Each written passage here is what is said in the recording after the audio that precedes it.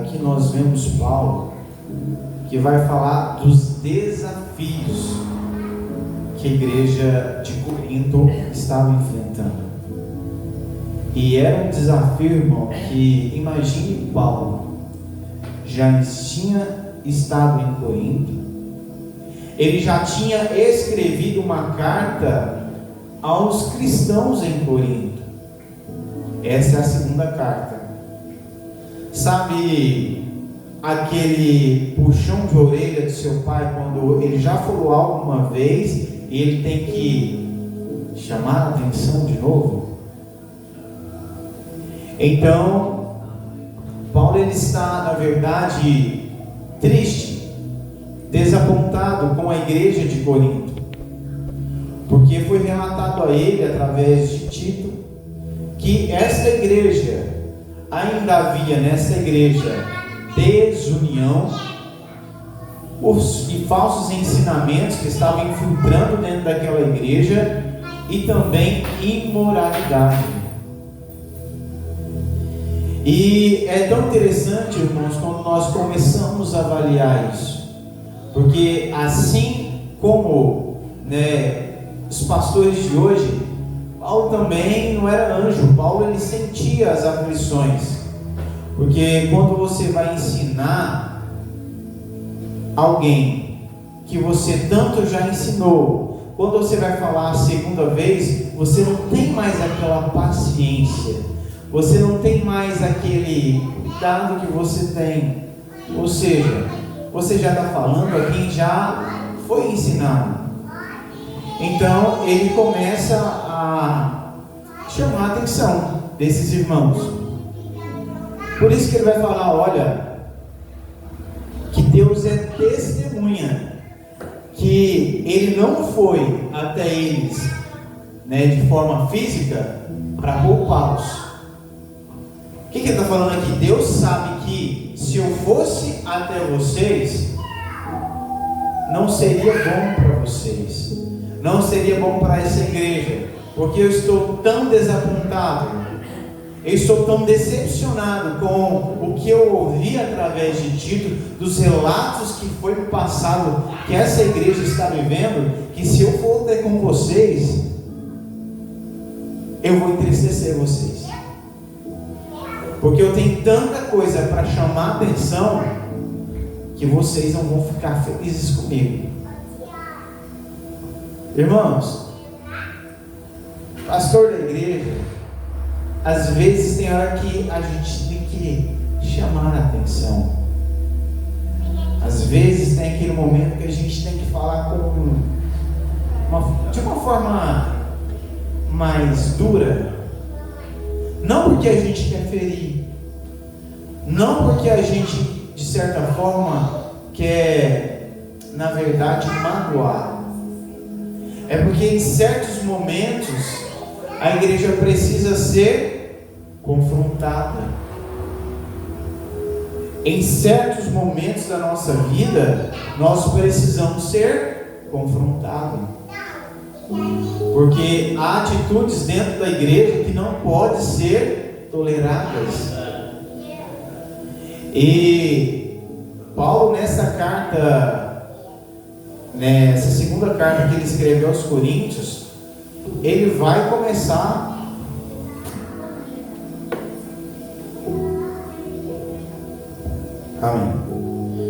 nessa segunda carta de Paulo aos Coríntios, irmãos, ele vai começar a abordar esses temas, porque naquela igreja ainda havia uma desunião que estava imperando. Ou seja, na primeira carta ele falou sobre união, ele falou sobre unidade, e ainda não estava havendo a unidade, ainda estava havendo divisão. Ele tinha falado para ter cuidado com os falsos mestres, com os falsos ensinamentos, e ainda estava da mesma forma. Ele falou sobre a imoralidade sexual, e ainda estava da mesma forma. Então Paulo, ele vai começar a dizer: olha, eu não estou feliz com vocês, eu estou desapontado. Só que eu não vou agora não. É igual quando um filho apronta E o pai falou assim: se eu for te bater agora, ou se eu for conversar com você agora, eu não respondo por mim. Eu vou perder o controle. E Paulo estava tão decepcionado com a igreja de Corinto que ele falou: se eu for aí, eu vou magoar vocês, eu vou ferir vocês. Então Deus é testemunha que eu não posso ter com vocês. Mas, para não deixar barato, não posso deixar passar isso, eu preciso orientá-los no Senhor. Então eu vou passar uma carta para vocês, para que Tito, venha levar essa carta. E é tão interessante, irmãos, que aqui eu aprendo uma coisa muito interessante. Nós, como nós somos encarregados de ensinar alguém, não é só a igreja não, irmãos. Às vezes um filho, ou quando você tem que orientar alguém no seu departamento, até as orientações, ela precisa da forma ideal de ser transmitida e do momento propício para isso. Tem coisa que precisa ser falado, mas tem a hora e o jeito certo de ser comunicado. Paulo nos ensina isso aqui. Olha, eu preciso chamar a atenção de vocês, mas eu não posso ir de forma física. Eu não posso ir de forma física porque essa não é a melhor forma de chamar a atenção de vocês e de orientar vocês. E também ele começa a falar sobre a oposição que estava tendo na igreja. Ele não cita nome, mas aqui ele vai dizer de um homem que se levantou contra Paulo e causou para Paulo muitos problemas. Ele começou a causar um motim na igreja e fazer ali uma oposição ao que Paulo ensinava, e talvez por conta disso a igreja ainda continuava a cometer os mesmos erros. E aí o que Paulo vai dizer? Olha, esse homem causou muitos problemas para mim, não só a mim, mas a vocês também. Porque, irmãos, quando a pessoa ela levanta contra a liderança, ela não causa problema só para o líder. Quando a pessoa levanta contra o pastor da igreja, ele não causa problema só para um pastor, ele causa problema para a igreja. É isso que Paulo está dizendo aqui. Ele causa um problema, não é só para Paulo, ele está atrapalhando a igreja de Corinto. Mas sabe o que eu aprendo aqui? Ele reconhece isso, mas ele vai dizer: agora, porém, é hora de perdoá-lo e confortá-lo. Porque o que aconteceu?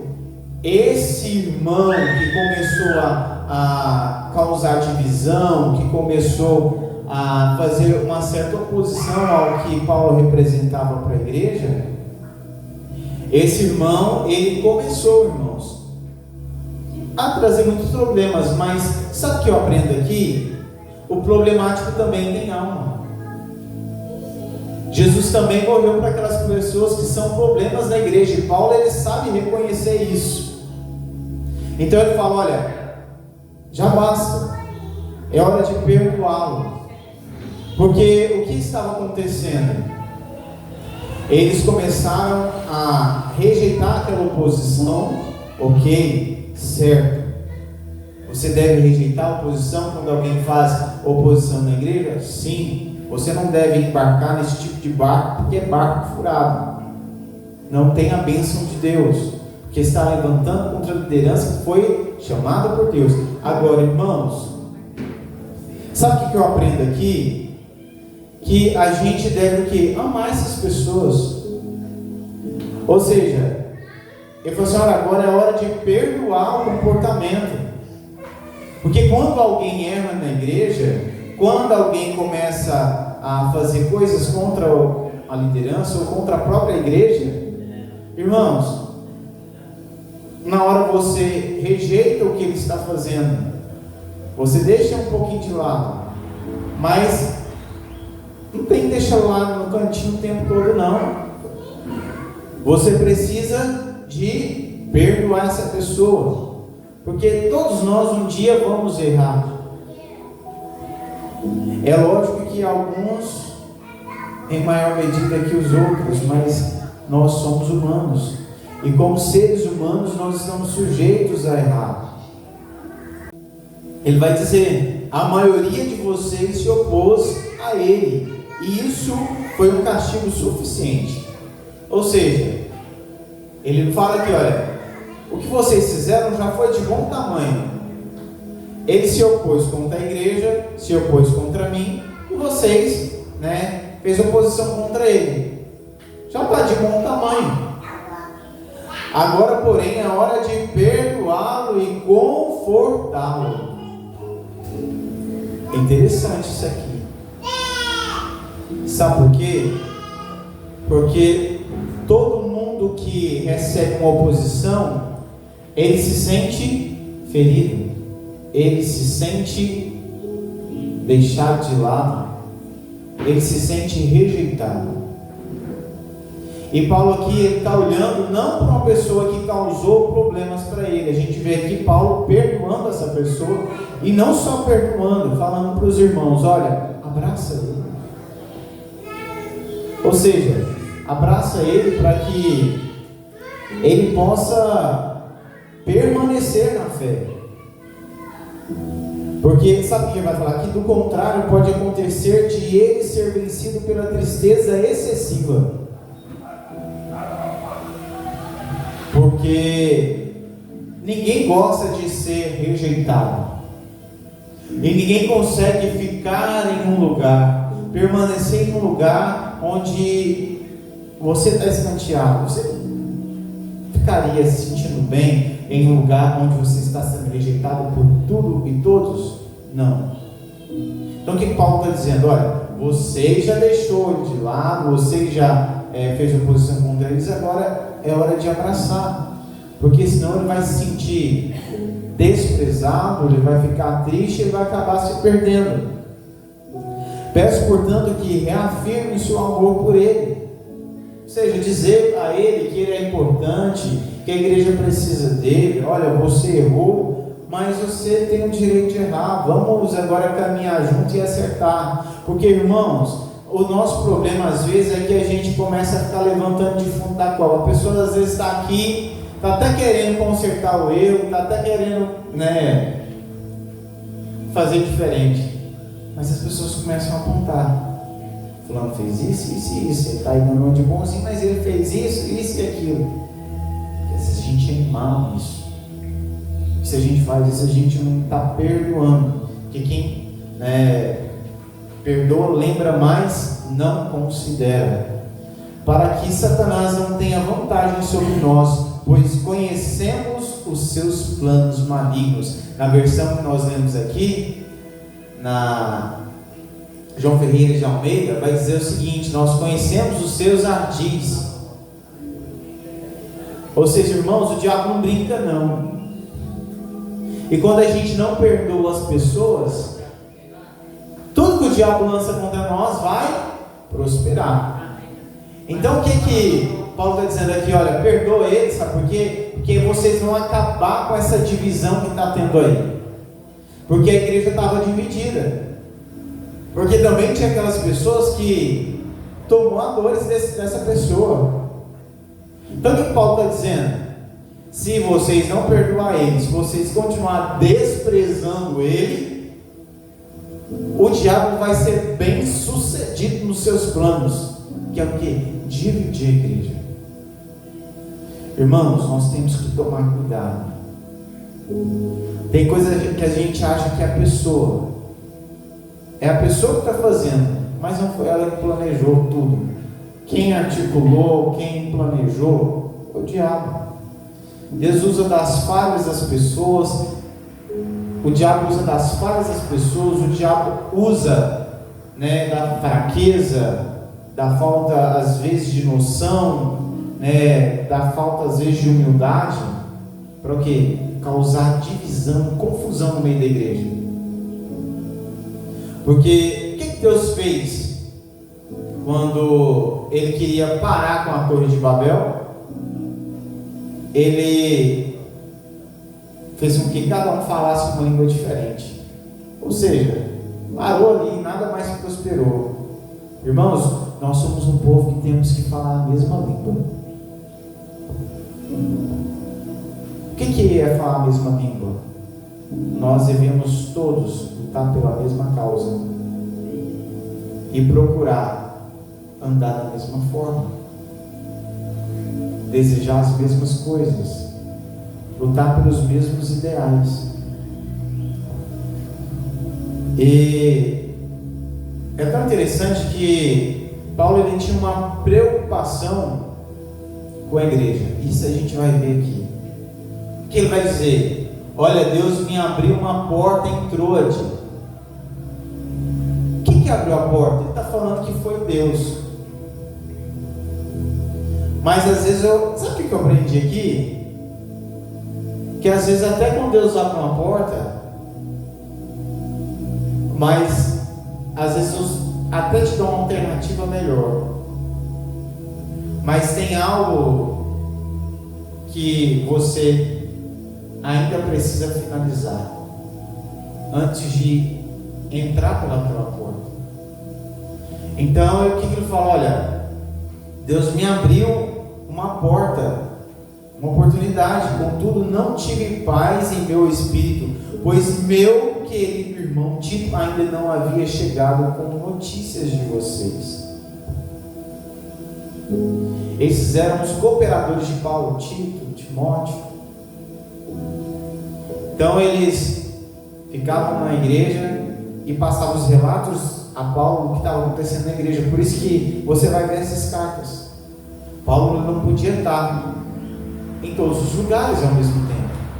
Por isso ele escrevia as cartas orientando, né? Ou seja, igual Tito escrevia para Paulo e falava para Paulo, Peter com Paulo, falava para Paulo o que estava acontecendo.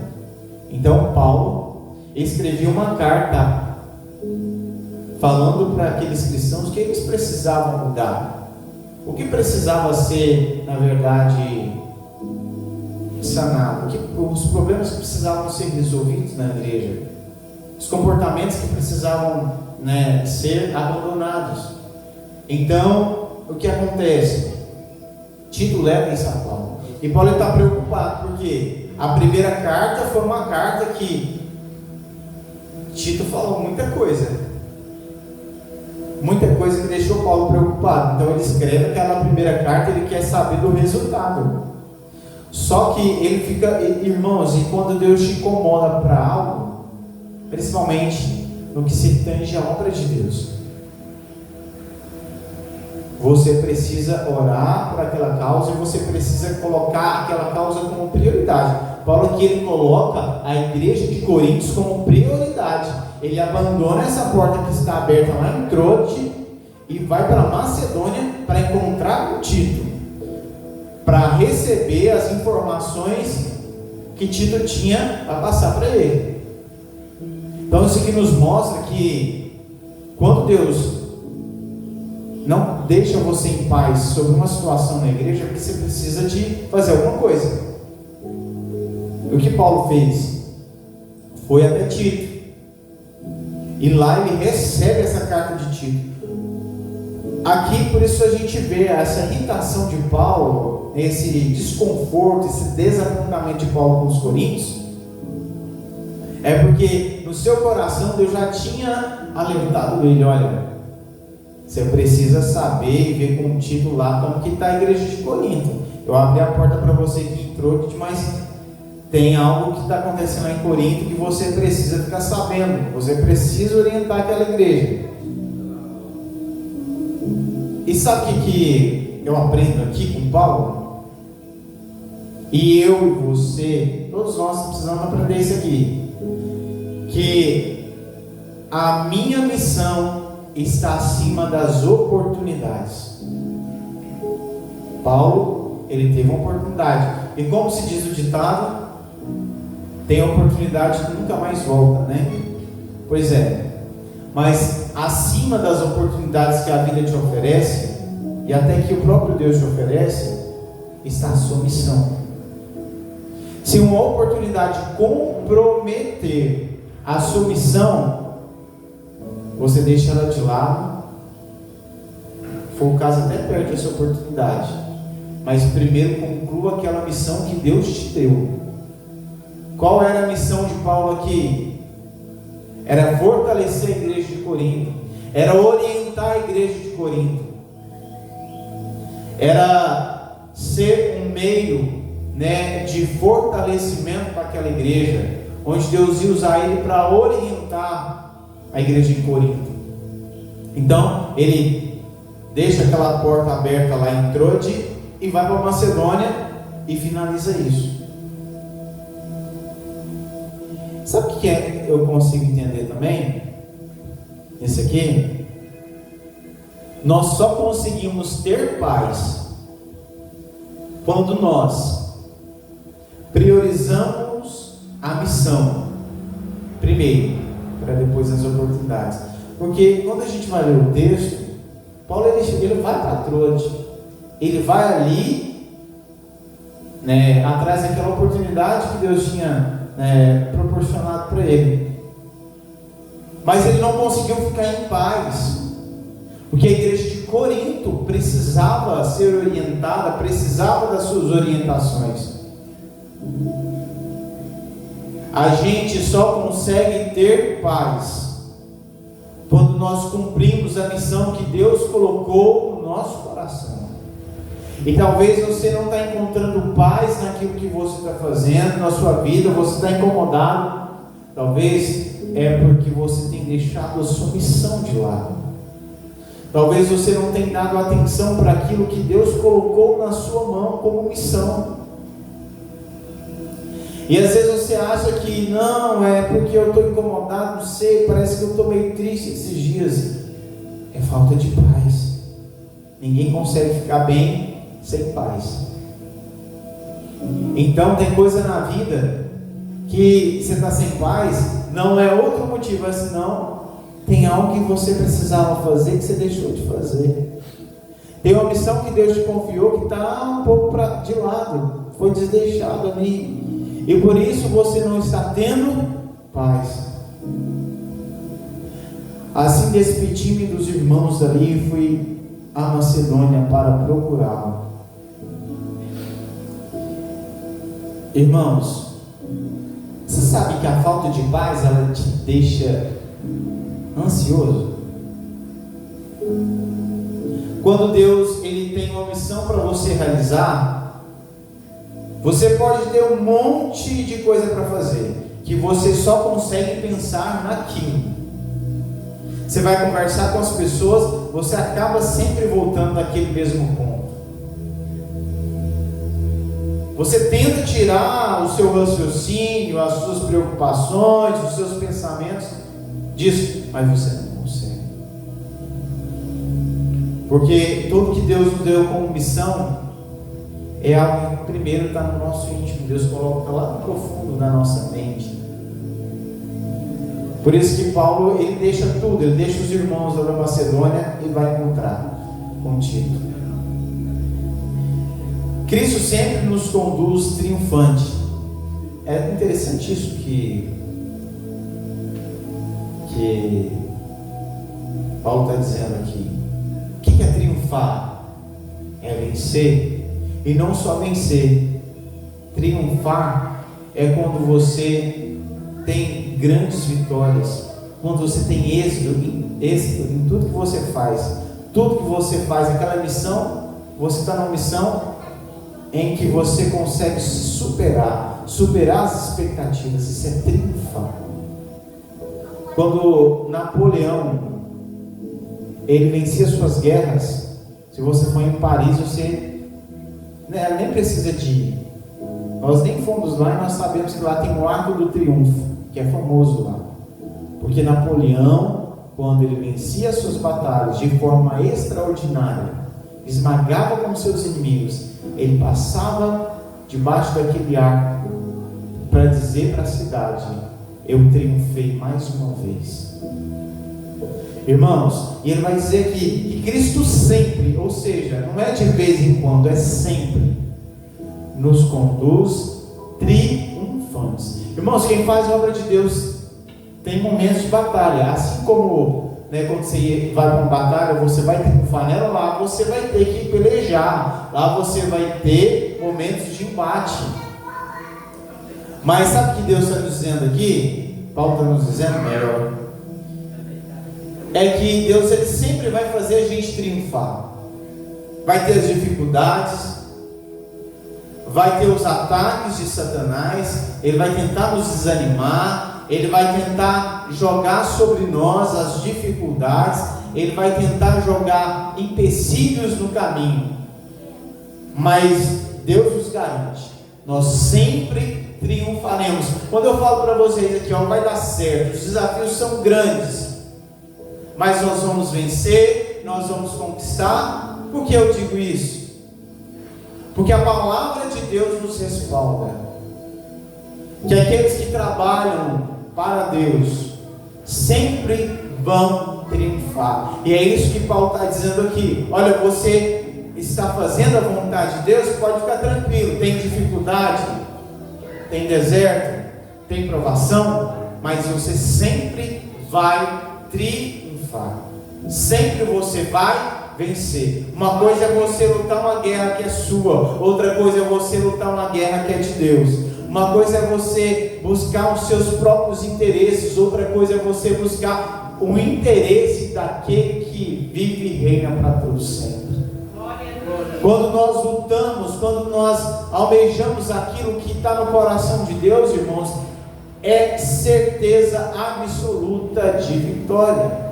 Sempre nós vamos triunfar quando nós estivermos pelejando por aquilo que está no coração de Deus.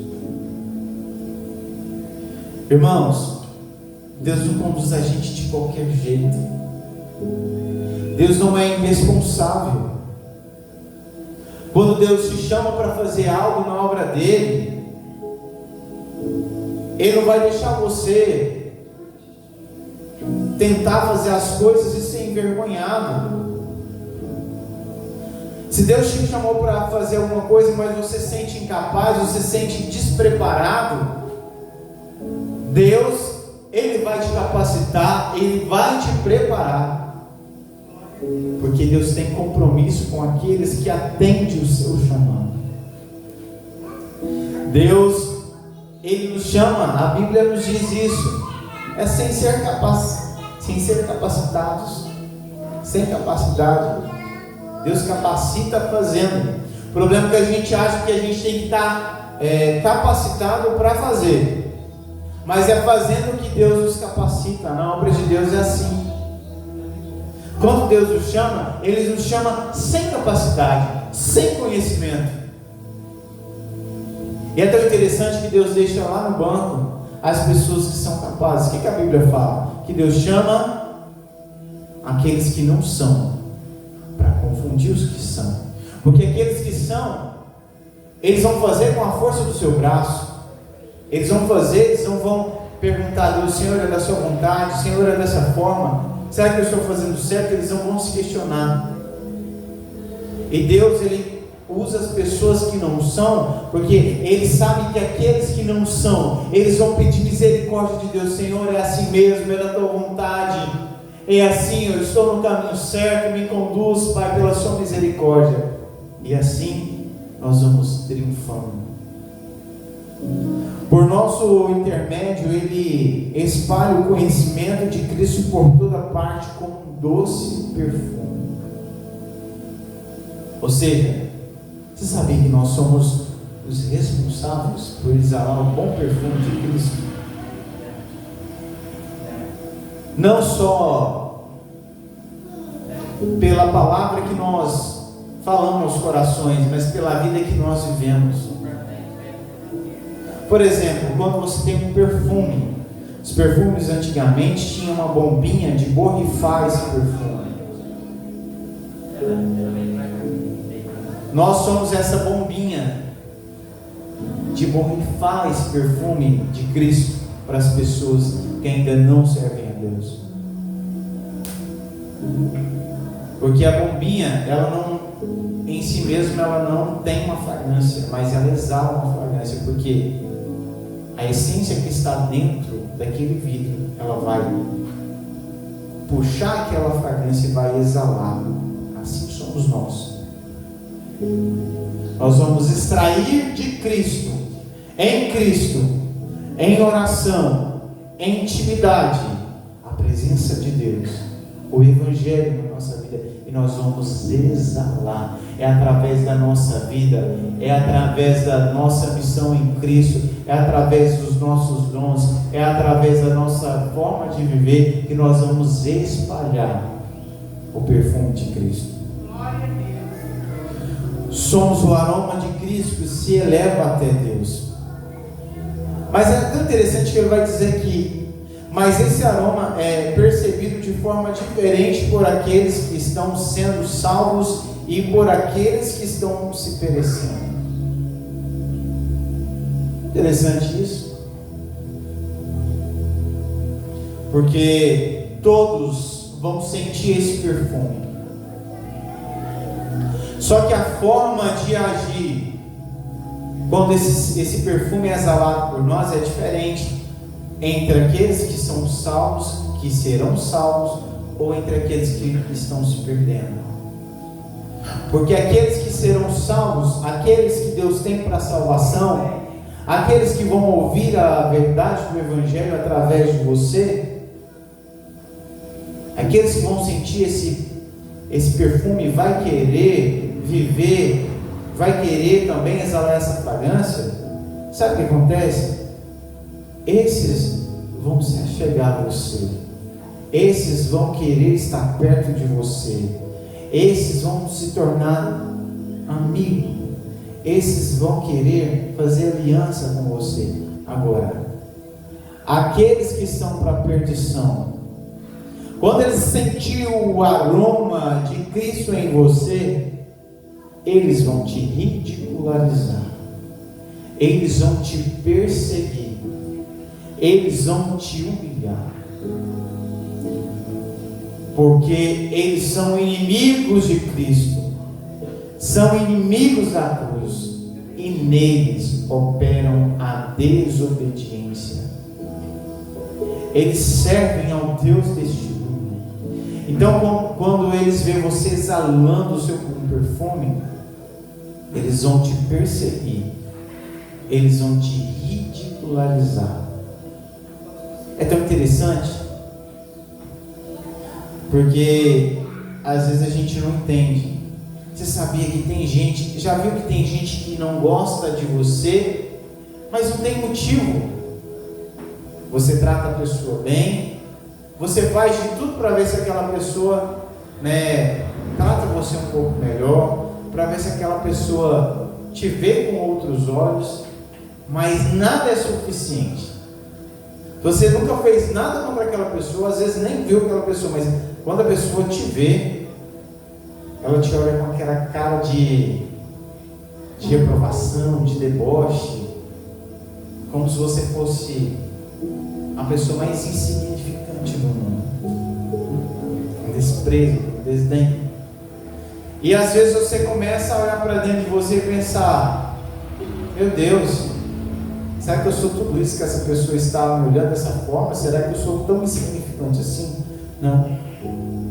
Você está sendo muito significante. Você está sendo significante ao ponto de incomodá-la. A sua presença, a sua forma de ser, que é diferente da dela, está confrontando ela. Está indo lá na alma dela, está deixando a alma dela desconfortável. Por isso, quando ela te vê, ela não consegue ficar em paz.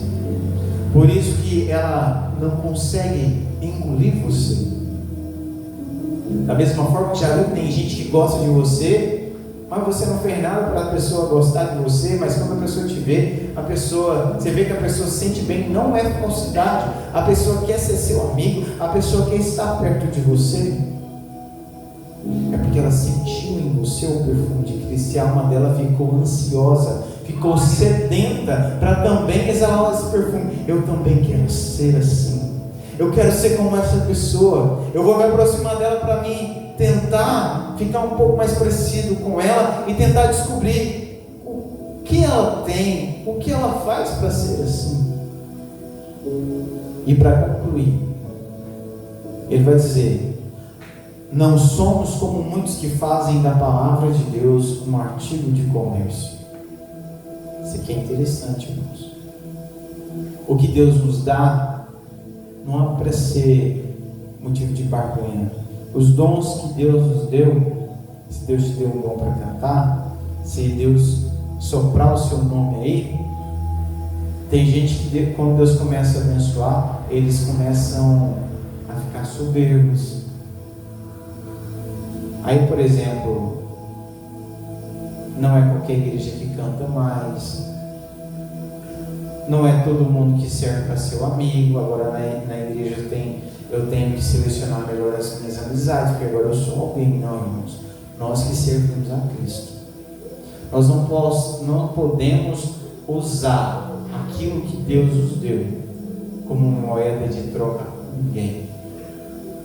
Porque quando Deus nos dá algo, há sobre nós também uma responsabilidade de como nós vamos lidar com isso. Porque quando Deus nos chama, Ele começa a depositar em nós dons, Ele começa a depositar a sua graça sobre nós. Cuidado para você não comercializar aquilo que não é seu. Porque deixa eu te falar, imagine você trabalhando em um supermercado, em uma loja, e você começa a vender e colocar no seu bolso aquilo que não é seu. Assim é a nossa vida cristã. Quando Deus nos dá dom, quando Deus começa a nos usar, eu não posso, de forma alguma, usar isso para me dar bem. Eu não posso usar isso para tentar me enriquecer, porque a fé não é comércio. Amém? E que nós devemos aprender com essa palavra, irmãos. Deus, Ele sempre nos dá, mas depois a gente vai ter que tomar conta. Quando a gente vai para aquela parábola dos talentos, o Senhor que dá um talento, Ele mesmo quer saber o que foi feito com aquele talento que foi dado. Então, o que Deus te dá hoje, você vai ter que apresentar diante dele amanhã. Amém?